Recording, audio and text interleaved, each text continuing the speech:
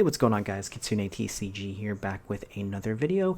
Today we're going to be doing something a little bit different, and I'll definitely be releasing more of these videos in the coming weeks. We're going to be looking at some meta competitive decks that don't break the bank. This entire deck here, including the hand traps, all comes out to the cost of under one Fiendsmith Engraver. So there are definitely some decks out there that you can really enjoy and see some competitive success that are not going to break the bank. This recently took home, I believe it was the Spanish Nationals and the Swiss Nationals. So Virtual World is definitely a very interesting kind of deck to start with, especially if you are looking to kind of get into a little bit more competitive Yu-Gi-Oh! And I'll also have some kind of substitutions you can kind of make for some cards, because there are like a few cards in here that are making up the bulk of that, but there are obviously some that you just generically would want to get if you're going to be playing any other deck in the future. So I thought to kind of go over, explain, kind of what the deck list looks like, and then go from there and kind of give you some different options as well. So we have the 3 Lulu, 3 Gigi, 3 Lili, 3 Lao Lao, and then 2 Nyan Nyan. Pretty standard for the Virtual World lineup of monsters. You're obviously wanting to max out on these. You preferably want to see Lulu, but you're going to obviously see some other ones and be able to kind of add and dump however you need. There's a lot of lines. It is a little bit more of a difficult deck to learn, but it does kind of take a little bit more kind of practice with the deck. 3 Emergency Teleport, 3 Kowloon, 2 Qinglong, and then 2 Chuche, and 1 Zhanwu. The entire main deck Virtual World core, it comes out to about $3 in its lowest printing. Obviously, there are some kind of like higher rarities that you can go for in this deck, but just base rarity about $3. It's an extremely cheap deck. It has a lot of printings that are very accessible, so that in of itself, like if you have all the hand traps, if you have everything else, you can just pick up this deck for pretty much next to nothing. Moving on into the hand traps, do have 3 Ash, 3 Ogre, 3 Pot of Desires. It's obviously without very many hits to this deck, or there's actually no hits to this deck. You're pretty much able to, run Pot of Desires as essentially a Pot of Greed. You're hardly ever going to be banishing 3 of anything, so you're pretty much always going to have access to the cards that you need. 3 Imperm and 3 Skill Drain. Kind of hand traps break out to be the majority of the main deck cost. The whole main deck cost is about $33 here. Pretty much actually over half of that is made up of Imperm, so I'll definitely show you a kind of like substitution that you can take that does take that kind of cost down.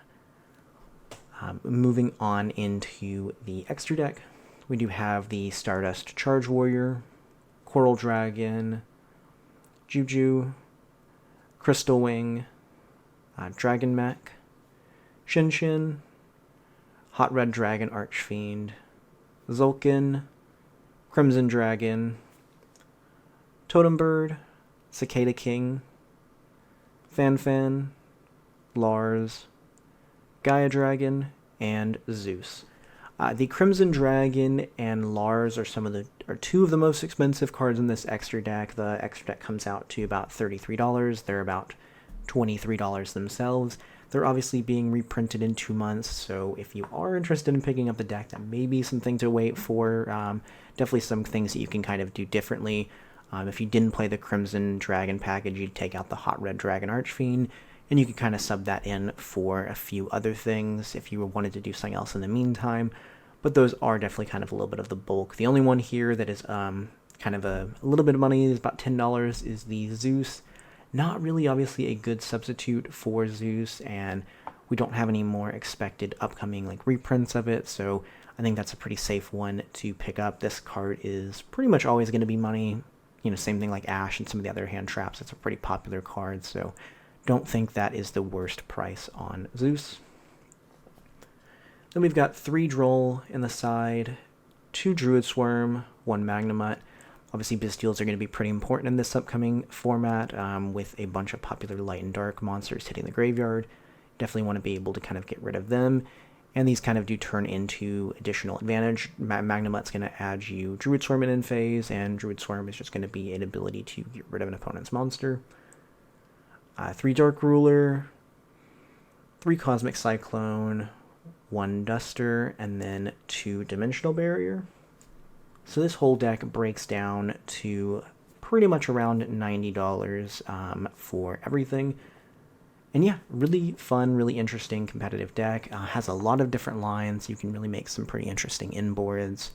But yeah, let me go ahead and show off the other possible version that does take down $30, so it takes you down to about a about a $60 deck.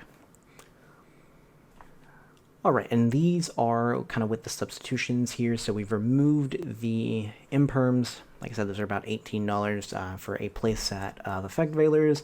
You're looking at about $6, so kind of a $12 saving on the main deck. And Veiler is not a bad card. It does a lot of the things that Imperm does. Obviously, the only thing is Imperm you can activate on your turn as well. You know, obviously you can set it, which can be a pretty additional thing if they play into an Imperm column. But Veiler is obviously not a bad choice to go with as well.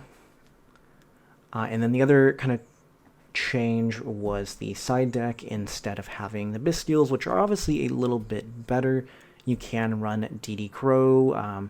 Right now, the Druis Worms are about $9, with Magnum at about $1, so about a $19 package that you can sub out, and the DD Crows right now, especially since they just got reprinted, is under $1 for a playset, so, you know, a good substitution if, you know, you don't want to spend 20 bucks on bystials. Don't know when those are going to be reprinted again, so if you were wanting to be a little bit more competitive, I think the bystials are a better buy, but obviously, DD Crow is a really good card in the format. Currently, a lot of people are playing that main and side deck, so definitely not a bad one to run at all.